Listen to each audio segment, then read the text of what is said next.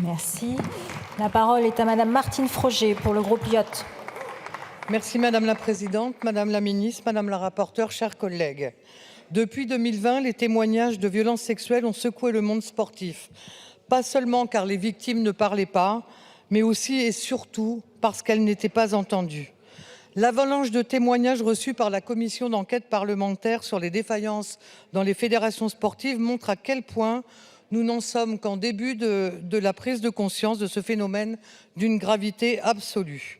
Notre groupe se réjouit de l'inscription de cette proposition de loi à notre ordre du jour, un texte porté par le sénateur Sébastien Pla, dont je salue la présence, ainsi que la présence de Sarah Abitbol.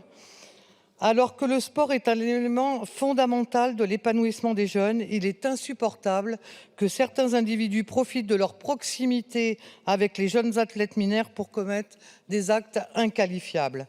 Plus que jamais, nous devons mettre fin à la culture du secret et à la culture de l'impunité. Nous devons protéger les mineurs de toute violence et nous assurer que les personnes qui les encadrent ne présentent aucun danger. C'est la responsabilité de tout un système qu'il faut interroger, et en premier lieu celle de l'État qui délègue un service public aux fédérations.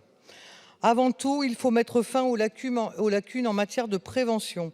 C'est tout l'enjeu du contrôle d'honorabilité des encadrants et des dirigeants que renforce ce texte.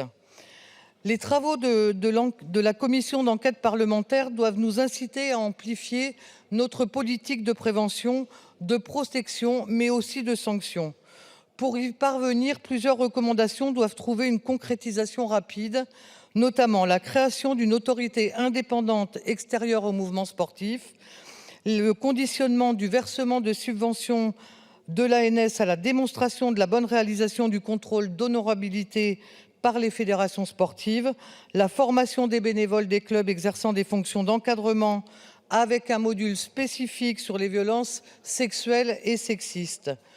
Tout cela exige naturellement des moyens renforcés, notamment en direction des ressources humaines des services déconcentrés départementaux de l'engagement, de la jeunesse et des sports.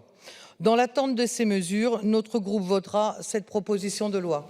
Merci, Madame la députée.